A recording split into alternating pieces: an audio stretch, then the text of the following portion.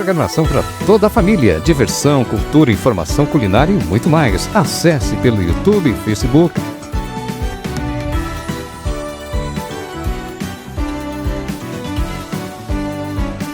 Cidade Ativa Online, a nossa TV online.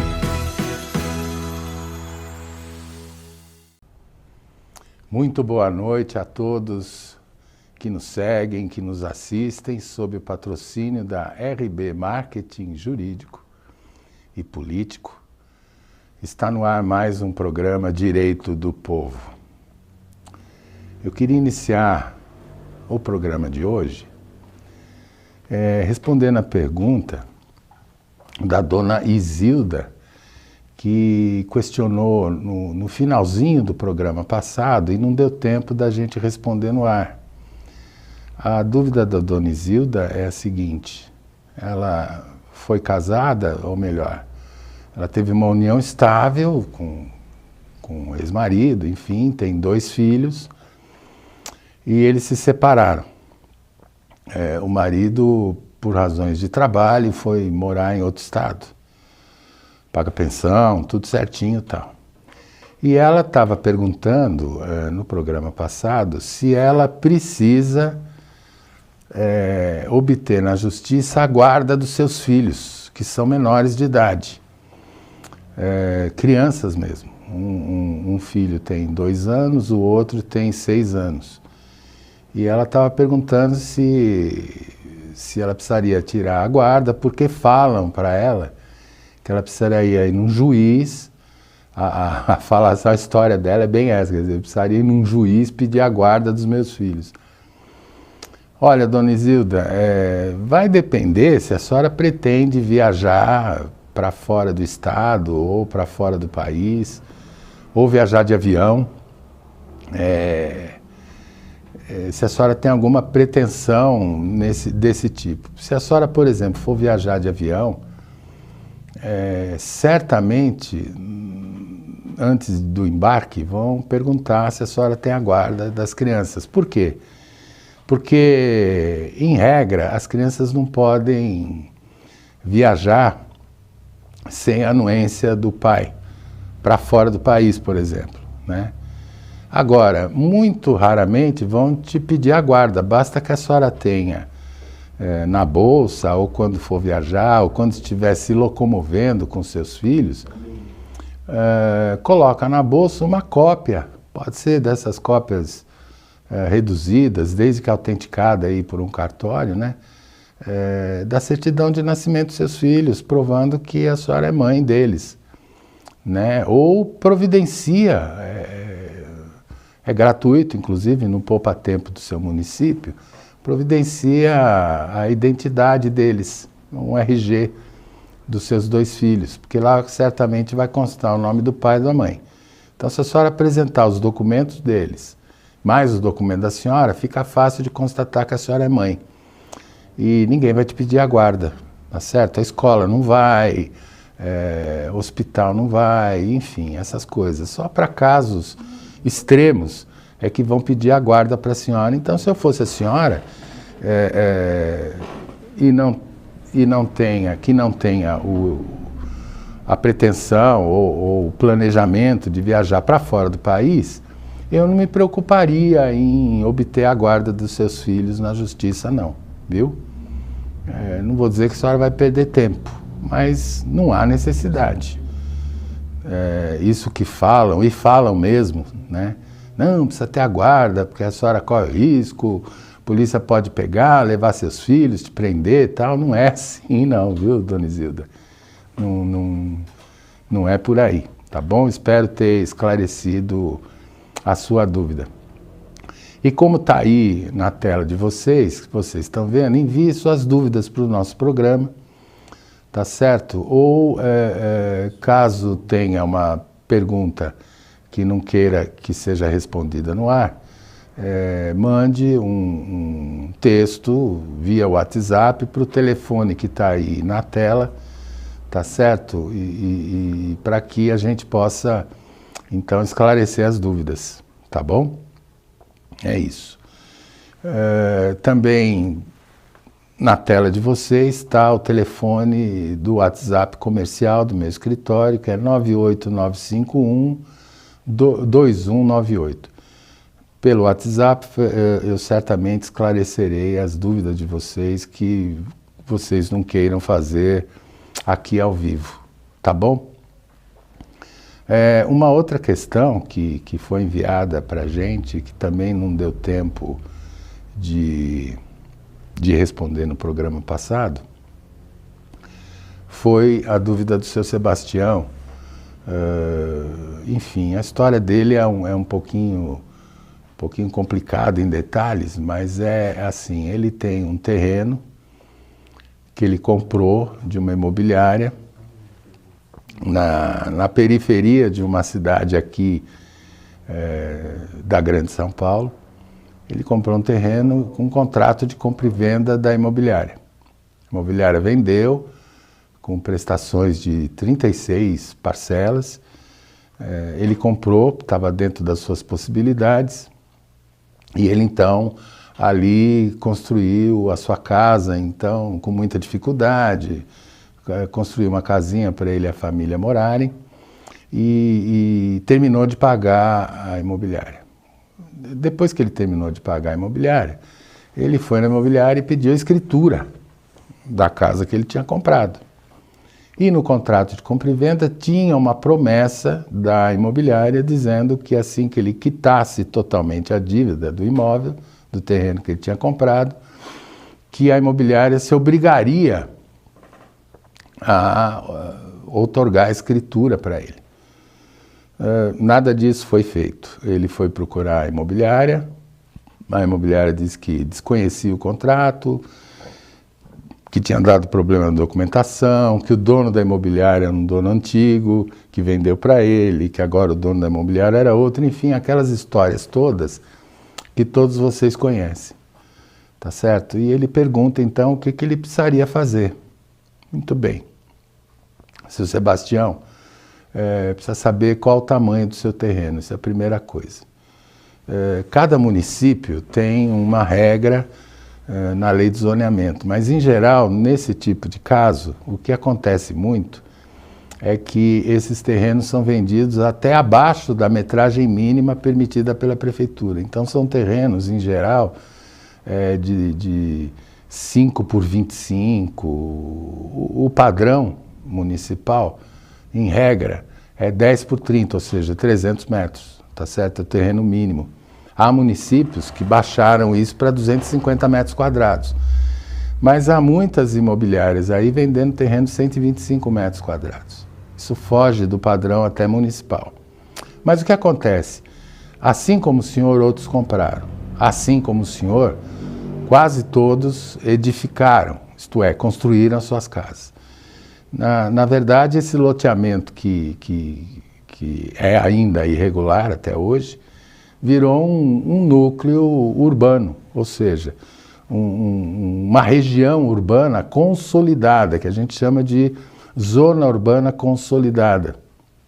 Ou seja, apesar de ter tudo irregular, as ruas têm calçamento, muitas vezes tem asfalto, tem iluminação pública, tem água e esgoto, enfim, só que os proprietários não têm o título de propriedade, ou seja, não tem uma escritura registrada no cartório de registro de imóveis.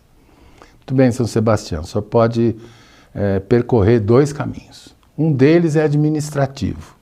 O senhor pode ir na prefeitura, porque as prefeituras estão preparadas a cumprir a lei da reurbanização, a chamada REURB, é o apelido dessa lei, que visa justamente a regularização fundiária dos municípios, exatamente para acabar com essa história de que a pessoa é dona, mas não pode provar que é dona formalmente, quer dizer, não tem registro.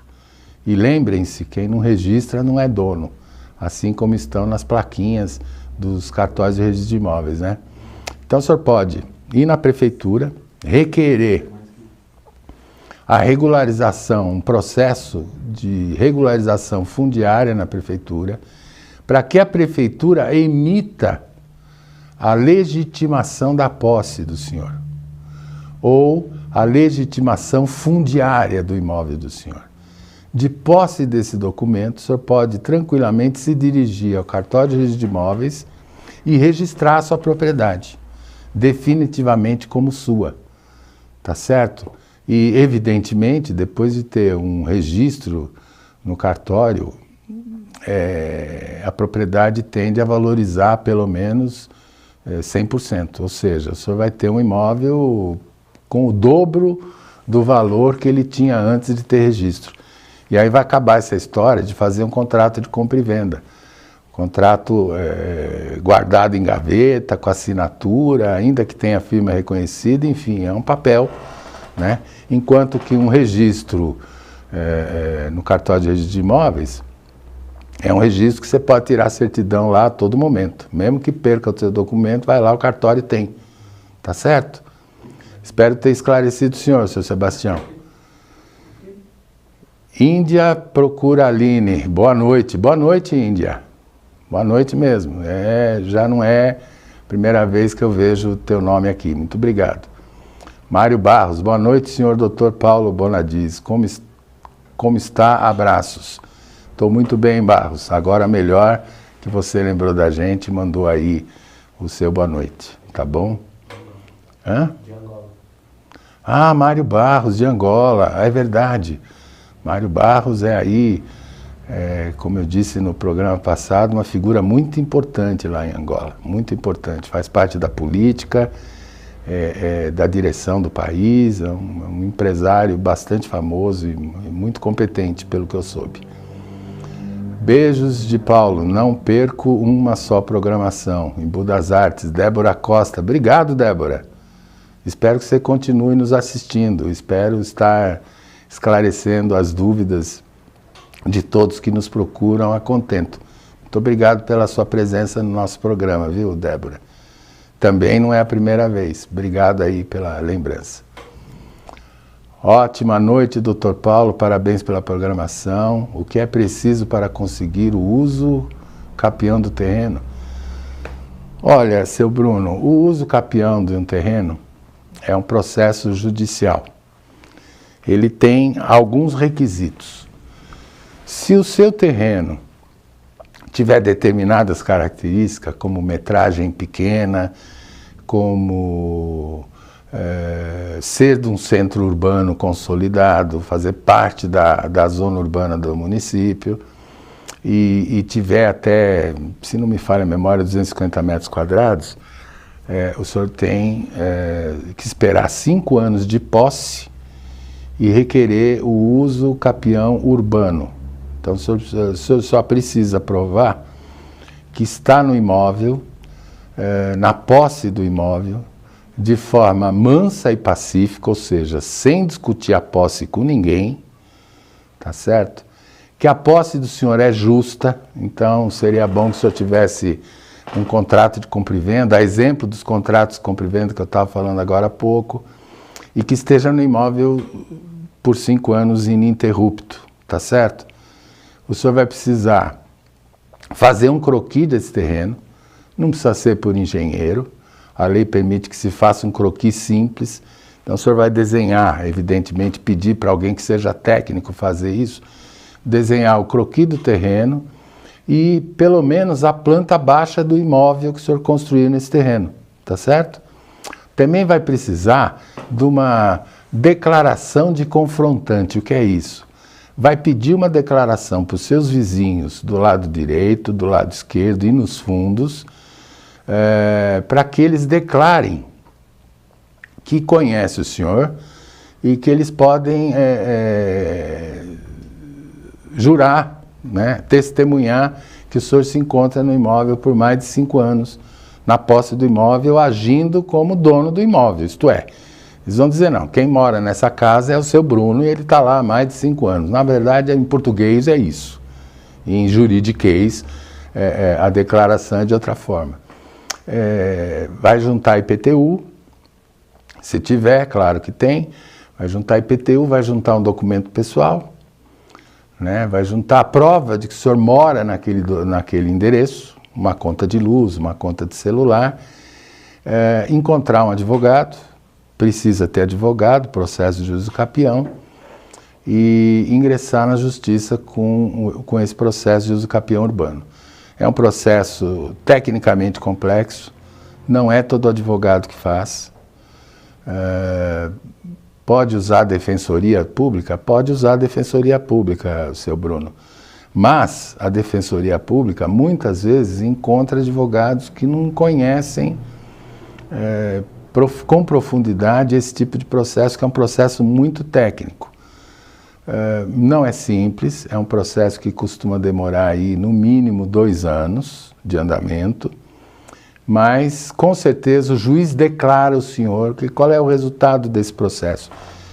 O juiz declara por sentença que o senhor está na posse justa nesse imóvel, no tempo requerido por lei, e determina ao cartório de registro de imóveis que faça uma matrícula nova para o seu imóvel.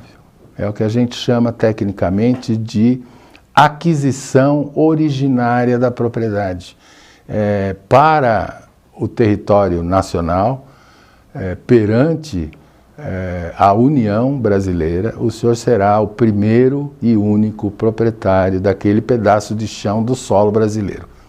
Por isso, a aquisição originária de propriedade, ou seja, o primeiro dono daquele imóvel, daquele terreno de 250 metros, vamos supor, é do seu Bruno, tá certo? Se o senhor vender para outro, aí o cartório de imóvel vai dizer, o imóvel que era do Bruno passou a ser do José, do João, enfim, essas coisas.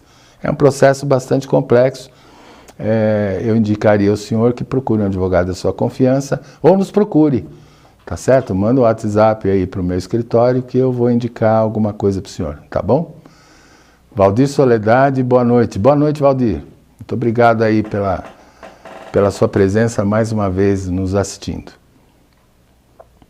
Doutor Paulo, eu tenho a guarda da minha sobrinha. Agora a mãe quer tirar ela de mim, o que fazer? Bom, Índia.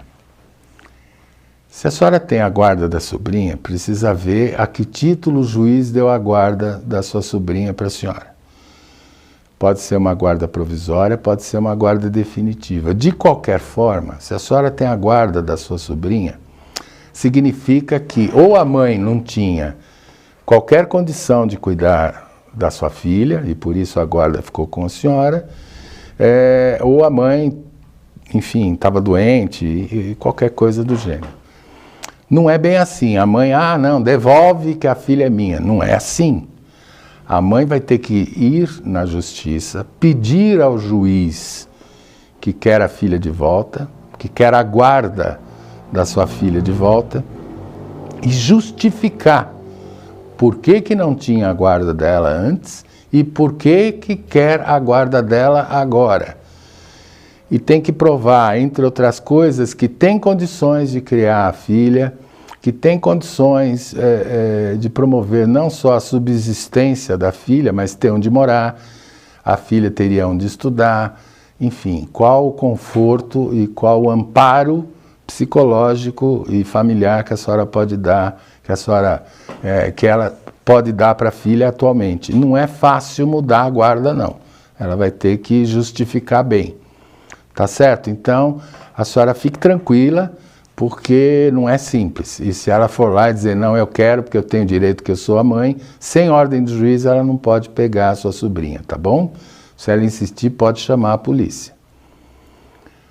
Tem a guarda definitiva. Então, Índia, se a senhora tem a guarda definitiva, nem se preocupe, tá certo? É problema da mãe ir na justiça e tentar tirar essa guarda definitiva da senhora, tá bom? Não vai ser nada fácil para ela. Ela vai ter que justificar muita coisa para que o juiz altere a guarda da sobrinha, que por essas alturas eu posso perceber a senhora é a verdadeira mãe da sua sobrinha. Então, enfim, não é tão simples como aparentemente possa parecer. Tá bom, Índia? Fica absolutamente tranquila. Márcia Marques, boa noite, pessoal. Informações importantes para nós. Obrigado, Márcia. Obrigado. De fato é isso, né? Esse programa, eu tenho certeza, quando esclarece a dúvida de uma pessoa, certamente a minha resposta, esse tipo de informação que eu dou no programa, serve para muita gente. E, na verdade, esse é o verdadeiro intuito desse programa. O verdadeiro escopo desse programa é dar informações jurídicas básicas para as pessoas que muitas vezes não conhecem o próprio direito. Obrigada, doutor. Deus abençoe. De nada, Índia. Espero que realmente a senhora continue muito feliz aí do lado da sua sobrinha, tá bom? Mas como eu ia dizendo, o objetivo primeiro desse programa era exatamente esse. Né? O dono da TV, o CEO da TV Online, da Cidade Ativa, me procurou fazendo essa proposta. Paulo, eu percebo que muita gente tem dúvidas simples e não sabe o que fazer, muitas vezes não tem dinheiro para procurar um advogado, tem vergonha de perguntar, não sabe que pode ir numa defensoria pública, muitas vezes procura até ir numa defensoria pública, aí vem os primeiros obstáculos. Primeiro vai ter que se inscrever, segundo vai ter que ir até a sede da defensoria pública, normalmente nos municípios menores que fazem parte da Grande São Paulo, a defensoria pública é praticada e feita pela seção da OAB, que é a Ordem dos Advogados do Brasil, naquele município. Então a pessoa vai lá, pega uma senha, fica aguardando e vai se encontrar com o advogado que vai atendê-la absolutamente de graça. Vai aconselhá-la, vai dar conselhos, vai ensinar, vai dizer o que tem, o que não tem direito. Muitas vezes não precisa de processo, vai lá na defensoria e procura a defensoria pública para esclarecer dúvidas que podem ser esclarecidas aqui, como nós estamos fazendo nesse momento. Tá certo? Então, justamente por isso nasceu a ideia desse programa.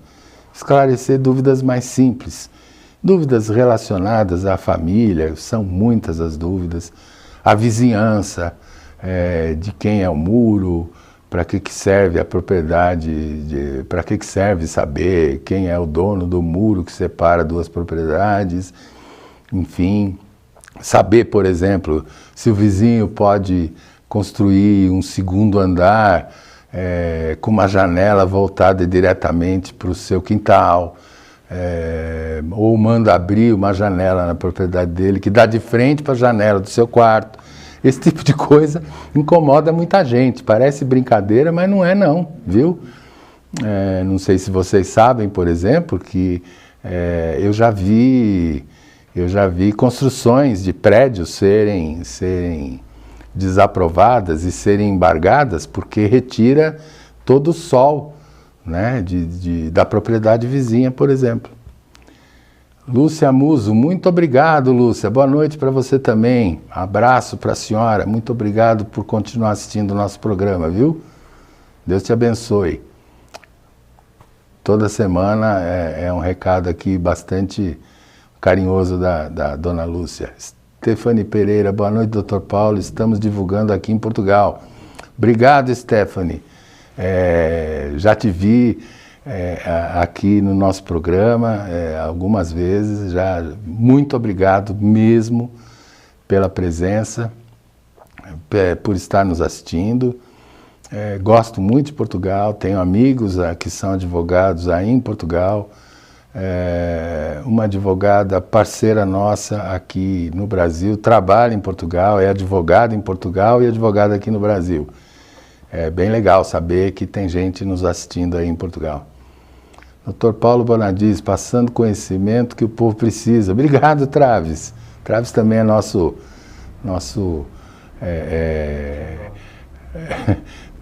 seguidor aqui, dos mais fiéis. Muito obrigado, Traves. Obrigado mesmo por nos acompanhar, tá bom? Mas enfim, como eu estava dizendo, essa questão de vizinhança dá muito problema mesmo, viu? Essa história, por exemplo, de o vizinho construir uma janela do lado, voltada para a janela do quarto da casa vizinha. Muitas vezes é comum a gente se deparar com um vizinho olhando para dentro da nossa casa. É proibido? Mais ou menos. É proibido ter a janela? Não. Mas é proibido ficar olhando, ficar espiando, a invasão de privacidade, né? Tem gente que tira foto de quintal, onde tem, muitas vezes, a família lá tomando sol, fazendo um churrasco, as mulheres de biquíni e tal, e tem um gaiato qualquer vizinho, tirando foto, filmando, né? Com que objetivo a gente não sabe, mas coisa boa não deve passar pela cabeça dele. Isso é invasão de privacidade, isso é muito sério. E também precisa saber isso, quer dizer, se quando comprou a casa já tinha uma casa com janela, com vista para o teu imóvel, é uma coisa. Agora, o vizinho construir, né, e fazer uma janela voltada de frente para a janela de um quarto da sua propriedade, aí o senhor pode ir na justiça imediatamente e entrar com uma ação cujo nome é quase um palavrão, chama-se nunciação de obra nova. Ou seja, a notícia para o juiz de que o vizinho está fazendo uma obra nova que é ilegal, de alguma maneira, ou por invadir tua privacidade, ou por comprometer a estrutura do teu imóvel. Também isso ocorre muito, viu? Ellen Soares, boa noite, doutor Paulo. No caso de separação, pode-se manter o sobrenome do cônjuge? Pode, é optativo. Para a mulher, Ellen, é absolutamente optativo, viu? Que a senhora continue a usar o sobrenome do seu marido. Até porque dá bastante trabalho mudar todos os documentos que a senhora alterou depois de ter casado. E dá mais trabalho ainda se a senhora mudar o seu nome e tiver filhos, né? Imagina a senhora tá com a criança do lado, a criança tem um sobrenome, vai ver, a senhora mostra a identidade, o sobrenome da senhora não consta, né, no nome da criança. Muitas vezes tem que passar alguns minutos dando explicação. É absolutamente optativo. Eu conheço alguns raros casos em que o marido ou ex-marido exige na justiça que a mulher não use mais, não utilize mais o seu sobrenome, o nome de sua família. Isso é muito pouco comum na justiça brasileira, mas eu já vi casos assim. Então, Ellen, se o teu ex-marido não está te obrigando ou não está pedindo judicialmente para que a senhora pare de usar o nome dele, a senhora pode continuar usando. Dá menos trabalho, viu? Até porque tirar toda a documentação de novo é um parto, né? Com a burocracia que nós temos, é um parto. Vai perder bastante tempo. Então, fica tranquila, viu, Ellen? Fica bem tranquila mesmo. Não se preocupa, não. Essa questão do nome é esquisita, né? Nós da Clínica Mesodonto estamos aqui para te atender da melhor forma. Estamos há 35 anos no mercado, atuamos em todas as áreas. Pediatria, endodontia, fazemos clareamento, restaurações, implantes. Todas as suas necessidades vão ser atendidas aqui, com um tratamento humanizado, diferenciado, com conforto. Temos o diferencial de fazer cirurgias a laser, que não tem sangramento nem corte e uma recuperação muito mais rápida. Fazemos ortodontia com sistema Invisalign, fazemos frenectomias em bebês, todo tipo de tratamento que a sua necessidade requer. Temos 2 unidades, em São Paulo e na Granja Viana. Vem para Mesodonto.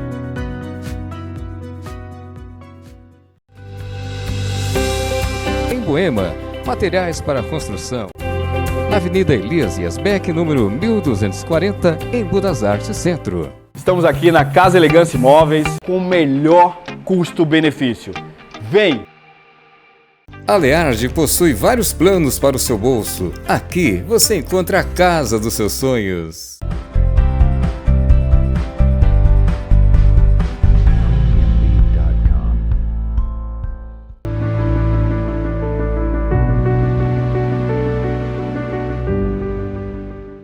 Que é quem nos patrocina, quem nos mantém aqui em nosso programa, tá bom? Vamos aí às nossas dúvidas. Luciano da Silva, boa noite, doutor Paulo, e boa noite a todos, que Deus abençoe todos nós, forte abraço. Muito obrigado, Luciano, muito obrigado. Que abençoe a todos nós, viu? Muito obrigado mesmo. Vamos lá, parece que tem mais pergunta no gancho aí, o pessoal do estúdio está preparando ainda. Vamos ver. É difícil, né, gente? Porque eu fico aqui com a obrigação de ficar falando para vocês sem parar e às vezes quando atrasa a pergunta aqui para que eu veja a pergunta, porque eu estou vendo aqui na tela junto com vocês, às vezes atrasa um pouquinho, a gente se atrapalha um pouco, né? E aí fica um negócio meio esquisito aqui no ar, né? Porque eu fico falando aqui aos borbotões e a pergunta não vem. Vamos lá. Boa noite, doutor. Sou deficiente auditivo, tenho algumas limitações também. E poderia me tirar uma dúvida? Tenho uma filha de 14 anos e ela mora no Paraná e eu em São Paulo. Eu e a mãe dela temos a guarda compartilhada, porém, por causa da distância, não consigo acompanhar essa guarda compartilhada. Eu poderia passar para a guarda unilateral, passando essa guarda para a genitora. Ela também mudou de estado e não me comunicou. Ela também pratica alienação parental com a menina. Como posso resolver a situação? Poderia me responder, por favor? Bom, Luciano, posso responder sim. É uma situação bastante complexa, não é fácil responder, mas vamos por partes. Muito bem. Primeiro assim, o que é guarda compartilhada? A guarda compartilhada é mãe e pai dividindo as opiniões do que seja melhor para os seus filhos. Em que escola vai estudar, o que vai fazer no final de semana, com quem vai andar, quais os conselhos. Isso é feito de forma compartilhada, muitas vezes pelos dois pais ao mesmo tempo. Nada impede. Guarda compartilhada não significa também que a criança tenha que morar necessariamente um dia com um dia com outro, uma semana com outro, enfim, fazer uma misturada toda, não. Não é por aí. Guarda compartilhada é realmente tomarem, o casal, pai e mãe, tomarem decisões acerca da vida dos filhos de forma absolutamente comum, isto é, compartilhadamente, de acordo com o que fazer, para que os filhos não escutem a opinião do pai, que é A, e a opinião da mãe, que é B. Muito bem. Então a guarda compartilhada, a partir do momento que ela muda de estado, ela deixa de ser compartilhada. Tá certo? Então a guarda já não é mais compartilhada. O senhor não precisa mudar para a guarda definitiva em nome da mãe. A guarda tá com a mãe. E não é mais compartilhada porque o senhor mora no outro estado, afinal. Quanto à alienação parental, é muito comum os pais dizerem que as mães estão fazendo alienação parental contra ele. O que é alienação parental, gente? Sabe aquela história da mãe que fica, teu pai fez isso, teu pai fez aquilo, teu pai não dá dinheiro, teu pai não paga nada, teu pai não contribui, teu pai não gosta de você, teu pai não quer ficar com você. Você vê, ele marcou para te ver aqui, para te buscar hoje, não veio, ele promete e não vem. Quer dizer, o certo seria dizer para o filho assim, olha, teu pai não veio porque está ocupado, porque está trabalhando, porque não pôde vir. Qualquer coisa do tipo. Mas enfim, a mãe fica realmente, vamos falar o português, fazendo a caveira do pai para os filhos, tentando botar na cabeça dos filhos que o pai não é boa pessoa, ou que o pai quer distância dos filhos, ou que o pai não gosta dos filhos, ou que o pai não quer simplesmente ver os filhos. A isso dá-se o nome de alienação parental na justiça. Para acabar com isso, a primeira coisa que você precisa ter em mente é: isto é real ou é a imaginação do senhor? Muitas vezes tem pai que acha que a mãe faz alienação parental, e não é verdade. Outra coisa, o senhor precisa ter alguma prova, pelo menos um mínimo de prova, para acusar a mãe de fazer alienação parental. Porque se ela realmente estiver fazendo alienação parental contra o senhor, ela pode perder a guarda. Ela pode ser obrigada a entregar as crianças para o senhor cuidar, para o senhor ter a guarda. Então a guarda parental, ela não é permitida pela legislação. O Estatuto da Criança e do Adolescente prevê alienação parental. O Código de Processo Civil prevê alienação parental. O Código Civil prevê alienação parental e toda a legislação condena a alienação parental. Mais do que isso, os juízes são obrigados a tomar uma atitude bastante enérgica contra quem pratica alienação parental. E normalmente o destino disso é a mudança da guarda, desde que comprovada a alienação parental. Agora, casos de alienação parental são geralmente muito conturbados, são processos bastante conturbados. As crianças e o casal são acompanhados pelo Serviço de Psicologia e Assistência Social dos fóruns. Por exemplo, o senhor está aqui em São Paulo, ela está no Paraná. Muito bem. O senhor pode entrar com o processo aqui, o juiz daqui vai pedir para o juiz daí, de lá do Paraná, obrigar a mãe a passar pela avaliação do Serviço de Assistência Social e Psicologia do município em que ela está morando, para que os profissionais do fórum de lá do Paraná avaliem se efetivamente a sua mulher, a sua ex-mulher, está fazendo alienação, está praticando alienação parental contra os seus filhos. É muito conturbado, é bastante demorado. Agora, uma coisa eu posso afirmar para o senhor Luciano. O pessoal do fórum tem larga experiência disso. Tanto o Serviço de Assistência Social do fórum, como o Serviço de Psicologia do fórum, são profissionais que lidam com isso todos os dias. Muitas vezes, já me disse um profissional desse que com, às vezes, 10 minutos de conversa já sabe o que está acontecendo na família. Tá certo? E a função dele é emitir um laudo, dando a sua opinião técnica. Para isso eles existem. Então, eles é que vão avaliar as pessoas, eles vão entrevistar o pai, vão entrevistar a mãe e, principalmente, vão entrevistar os filhos. Mesmo que sejam bem pequenos. Eles têm maneiras de tirar, de colher essas informações dos filhos de maneira muitas vezes lúdica. Né? Psicóloga de criança, por exemplo, isso é muito comum. Para fazer uma entrevista com a criança, para saber se a mãe está mesmo praticando alienação parental, fica lá brincando, fica no chão, muitas vezes, brincando com a criança. Com bonecos, com carrinhos, tal, não sei o que, e vai fazendo perguntinhas, jogando verde e colhendo maduro. É um pessoal bastante competente, viu, seu Luciano? Então confie na justiça e entra assim com o processo. Senão o senhor corre o risco dos seus filhos te odiarem amanhã, por conta de uma vingança pessoal da mãe, né?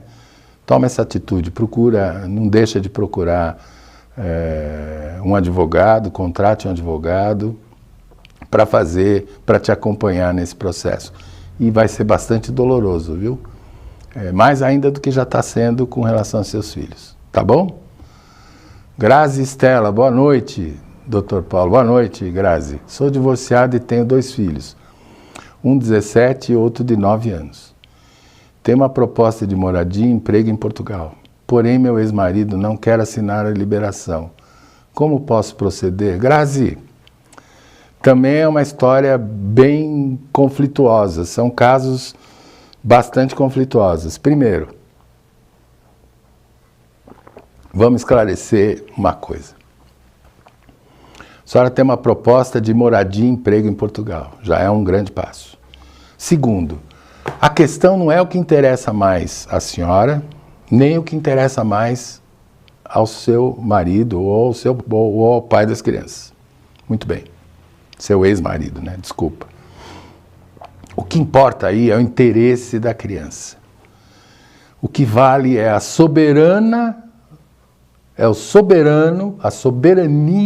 do interesse da criança ou do adolescente. Vamos por partes. Se a senhora vai ter que colher lá em Portugal o endereço onde a senhora vai morar, o nome da escola onde os seus filhos vão ser matriculados e a proposta de emprego por escrito e o salário que a senhora vai receber. E principalmente o tempo de contrato, se tiver, obviamente, o tempo de contrato e qual tipo de emprego. Vamos pensar um pouquinho. Por mais que eles estejam no Brasil, os seus filhos, por mais que o pai tenha dinheiro, ele vai conseguir promover uma educação para os filhos dele como eles terão lá em Portugal? Principalmente o filho de 9 anos. Olha que beleza, que maravilha, um filho de 9 anos entrar numa escola em Portugal, não vai ter a barreira da língua, né? Vai ter umas poucas dificuldades aí com a história de Portugal, já vai entrar na escola sabendo ler e escrever, na mesma língua que o país que ele está, vai ter pela frente um país de primeiro mundo, vai poder andar na rua, vai poder ir para a escola sozinho, sem ninguém perturbá-lo ou correr risco de sequestro, coisa que vale. O filho de 17, após uma pequena adaptação na escola, ele vai poder se formar em qualquer universidade europeia. Já pensou nisso? Será que o pai tem condições de negar essa proposta de emprego e negar que o melhor para os filhos é realmente viver em Portugal? Acho que não. Então, a senhora tem que ir na justiça, contrate um advogado. Tá? Se quiser, nos procura aí, que eu oriento a senhora, nos procura no telefone que aparece constantemente aí do meu escritório. Esse telefone, manda uma mensagem para o telefone comercial do meu escritório. Eu posso orientá-la nesse sentido. Vai ter que entrar no processo, com um processo, pedindo para que o juiz dê autorização que o pai se recusa a dar. E o pai, por outro lado, vai ter oportunidade de se defender e dizer por que ele não quer que eles viajem. Ah, eu vou ficar... A resposta dele, eu estou imaginando, deve ser: eu vou ficar muito tempo sem ver meus filhos, eu não quero passar... eu não quero que eles esqueçam do pai, eu quero estar próximo dos meus filhos, enfim. A senhora também, dona Grazi, vai ter que... seria conveniente dizer que uma vez por ano ou durante as férias das crianças, tal, eles teriam a oportunidade de ficar com os pais, de vir para o Brasil ficar com o pai, ou melhor ainda, que o pai fosse para Portugal visitar os filhos. Aliás, ele tem esse direito. E com relação ao direito de visita, não é nem direito da mãe, nem direito do pai, o direito de visita é dos filhos. Viu? Então, assim, eu quero ver o marido contrapor ao juiz, dizendo que ele tem uma proposta melhor para a educação e o futuro de seus filhos. O que vale hoje é a verdadeira educação. E aqui, é forçoso convir que aqui no Brasil nós não temos uma educação primorosa para as crianças. Mesmo os colégios particulares hoje estão muito fracos. Muito fracos mesmo. Olha, eu fui professor, Grazi, durante mais de 20 anos na minha vida, na faculdade de Direito. Eu desisti de dar aula na faculdade de graduação, porque cada turma que entrava, cada turma que entrava era pior do que a turma que tinha acabado de se formar. Hoje, infelizmente, eu encontro advogados e vejo petições de advogados que não sabem, literalmente, não sabem escrever português. Tem muita gente formando em faculdade que é quase um analfabeto funcional, viu? Então, assim, o marido que justifique na justiça por que ele não quer autorizar a viagem da senhora junto com os seus filhos, viu? Não se preocupe que o juiz pode e certamente fará substituir. A senhora vai com ordem judicial, viu? Para apresentar no aeroporto na hora do embarque, não se preocupa não. Rebeca Vargas, boa noite, doutor. quando o adolescente completa 18 anos, o pai já pode parar de pagar pensão? Não, Rebeca. Não é assim, não. Se não me falha a memória, num programa passado, acho que até semana passada, eu falei exatamente isso. Não é porque o adolescente ou o filho completa 18 anos que o pai pode parar de pagar de pensão. Tá? Os alimentos vão permanecer enquanto o seu filho necessitar deles. Tá? Por exemplo, ele estuda ainda? Se o teu filho estuda com 18 anos, o pai tem que bancar. Se ele entrar na faculdade, o pai tem que continuar a pagar alimentos, porque vai complementar o pagamento da faculdade. Ainda que o seu filho entre numa faculdade pública, ele vai precisar de material escolar, vai precisar de condução, enfim. Aquele que está estudando não tem tempo para trabalhar. Não é justo porque o pai parou a pensão que essa criança de 18 anos, né, com essa pessoa de 18 anos, forçosamente passe a estudar à noite para ter que trabalhar durante o dia porque o pai não ajuda com alimentos. Vai sim. Enquanto ele estiver estudando, enquanto ele estiver na faculdade, o pai vai ter que contribuir com alimentos, viu? Pode cobrar, e se ele estiver só falando que vai parar de pagar, deixa ele falar. Se ele parar mesmo, bota na cadeia, não se preocupa não. O juiz manda prender. Henrique Dias, boa noite, doutor Paulo. União estável é igual a casamento? É igual a casamento. Na prática, é. A lei considera a união estável como entidade familiar, assim como o casamento. Existem algumas diferenças legais que não importam muito, seja para filiação, seja para os filhos, seja para divisão patrimonial, seja como for, tá?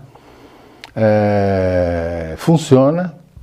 E há alguns juristas que dizem até, por causa de um artigo que existe no Código Civil Brasileiro, eu não vou aqui correr o risco de chutar o número do artigo, embora eu tenha quase certeza, mas eu não vou falar, porque certamente vão dizer, você errou.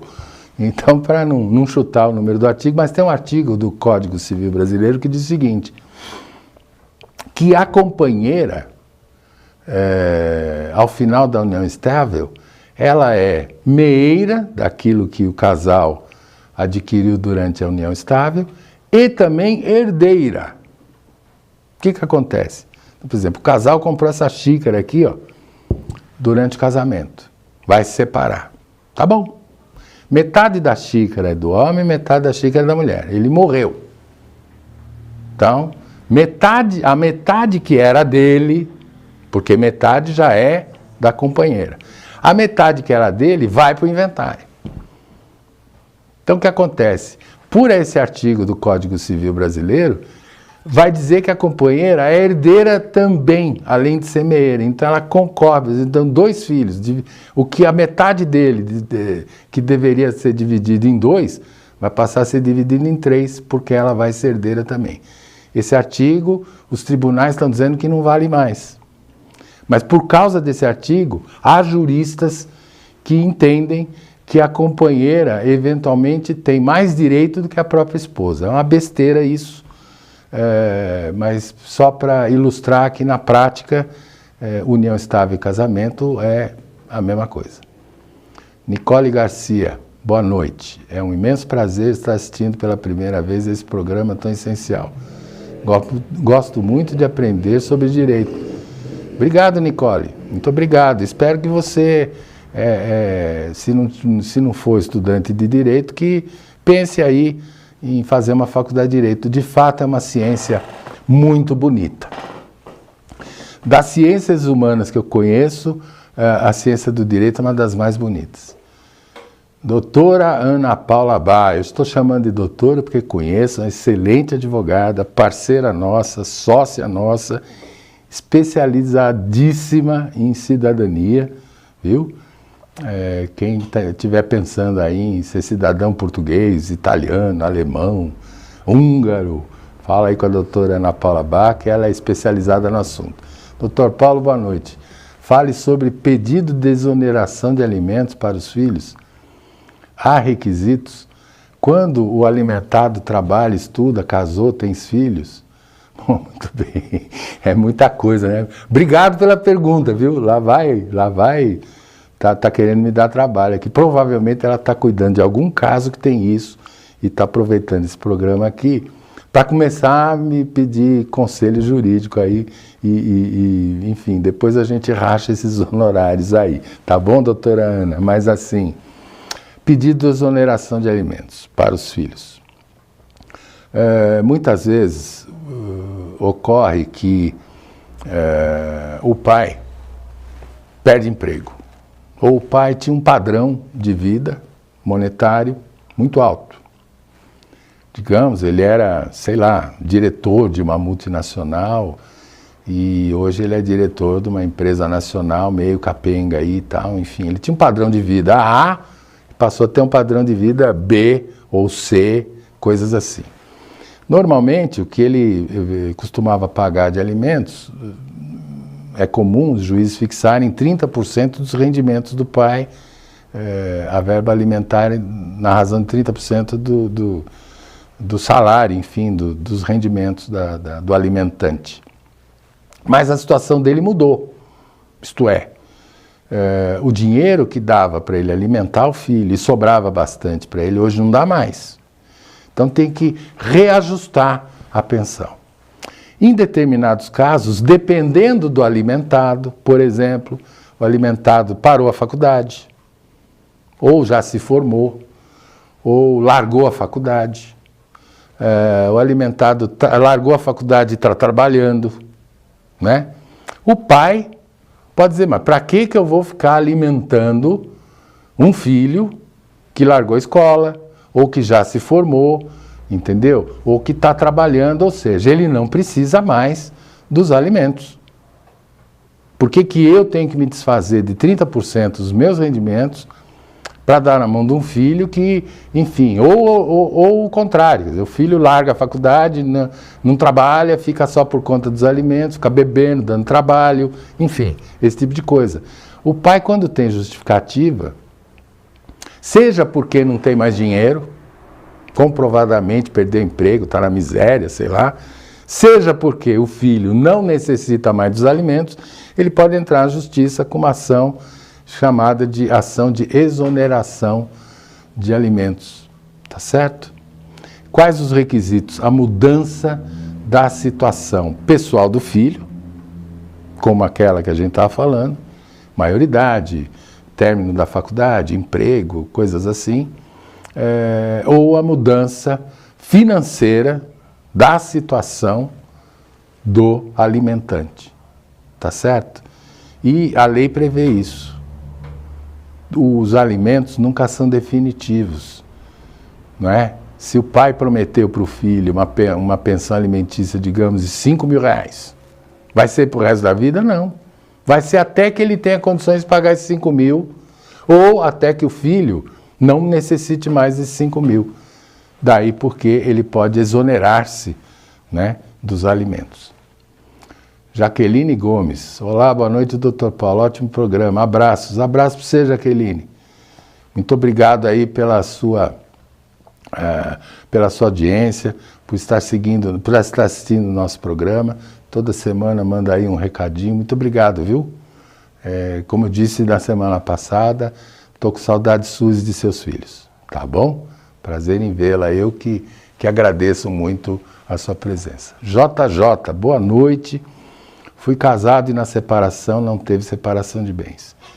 Tenho uma casa e não tem escritura. E na época que eu me separei, o juiz não considerou que havia bens a ser devendo e com um tempo de separação fiz união estável. E se no caso eu separar, ela terá direito à casa que na época o juiz não fez separação de bens? Me tira essa dúvida. Bom, vamos lá. Pelo que eu entendi, JJ, você tinha uma casa, você foi casado, na separação não teve separação de bens, embora tivesse uma casa. Então, muito bem. O juiz errou feio, o juiz errou muito feio, dizendo que não considerou que havia bens a serem partilhados. Se havia uma casa, se eu estou correto, se eu interpretei errado, correto a sua pergunta, vocês tinham uma casa. Então metade da casa pertencia à sua mulher, metade da casa pertencia ao senhor. Tá certo? Então, esse é o primeiro problema. O segundo problema é, com o tempo de separação, o senhor diz que agora está vivendo com outra pessoa em união estável. Muito bem. Vamos lá. A regra da união estável é a mesma do casamento. Vale dizer o seguinte, se o senhor está na mesma casa que o senhor tinha quando casado, e depois da separação, e no início da união estável, o senhor já tinha essa casa, e vocês estão morando nela, a sua companheira não tem direito a partilhar a casa. Tá certo? Por quê? Porque a casa já era do senhor anteriormente à constituição da união estável de vocês. A regra é, tudo o que vocês adquiriram, compraram, né, de bens, móveis ou imóveis, após a união estável, ela tem direito em 50%.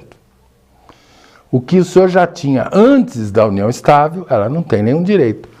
Então basta que o senhor guarde numa gaveta aí, caso o senhor pense em separar, ou quem já separou uma vez tem que ter esse tipo de cuidado, porque sabe que a separação faz parte da vida de um casal, é uma hipótese sempre provável. Guarda aí prova de que o senhor já tinha essa casa antes.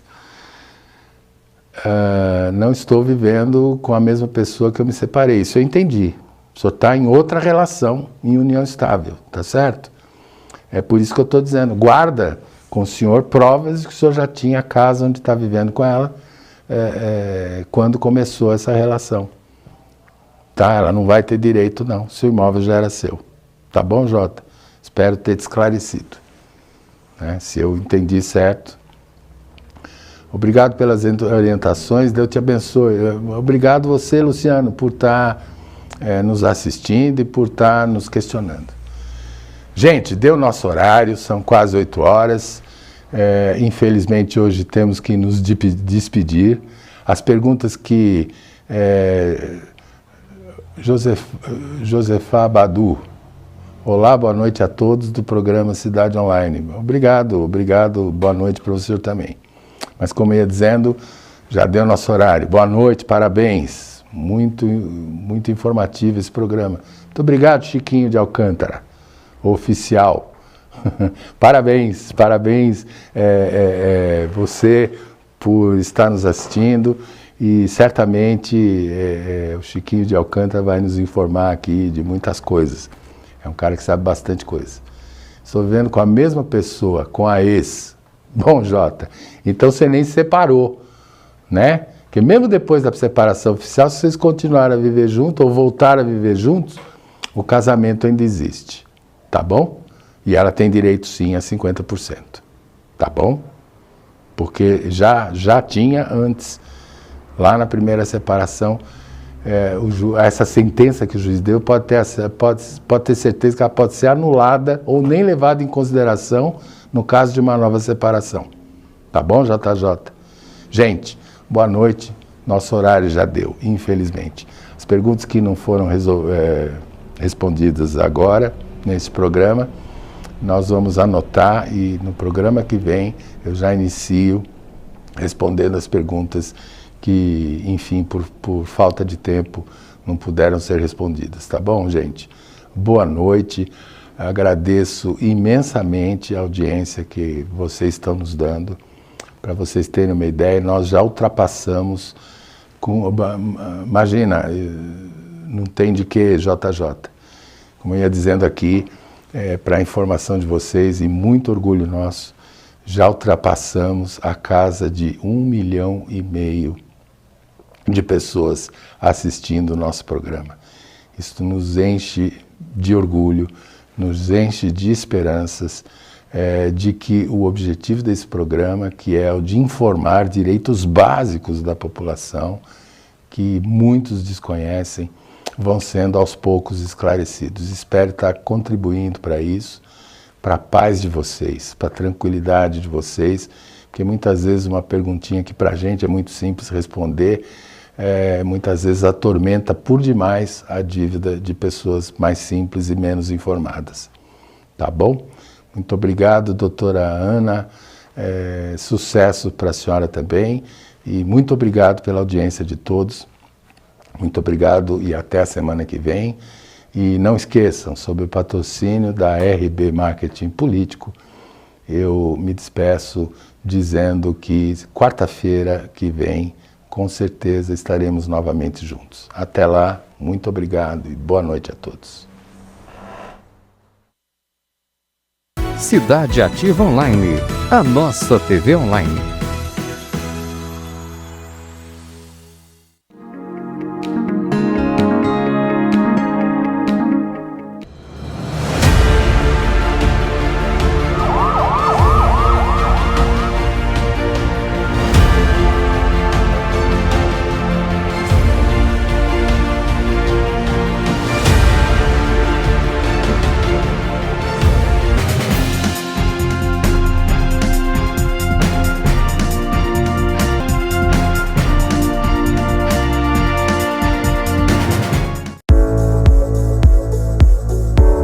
Meu nome é Paulo Bonadies, eu sou advogado militante há 43 anos. A grande maioria tem muito pouco. São muitas as questões. Se pode registrar o filho em nome só da mãe. Essa burocracia aqui no Brasil tem que terminar. A hora do sucesso. E meu amor é imenso não. Já pra falar de amor. Olá pessoal do Japão Show. Estamos trazendo o Japão mais perto de vocês. Arigatou gozaimasu. Yoroshiku onegai itashimasu.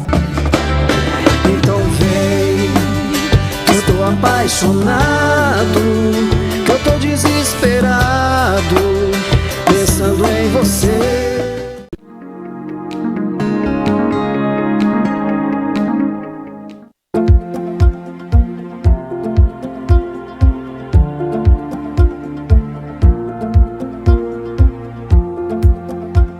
Somos Mais Angola, seu povo, sua cultura, só aqui na Cidade Ativa Online.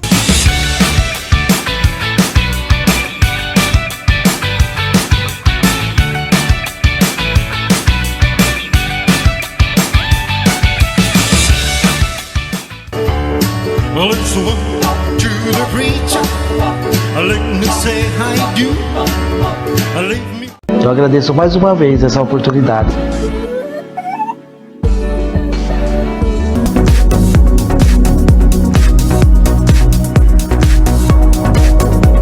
Porque hoje eu tenho um carinho dos meus filhos. Publico, tô grávida de novo. Nós somos abandonados. Meu vizinho tomou até tiro na perna. A gente tem que buscar os nossos direitos. É como um cavalo que tem dois donos que morre de fome. Deus agita o mar, remove montanhas. Deus faz mais que isso para te ajudar. Às vezes o mar. Obrigado, que Deus abençoe. TV Online.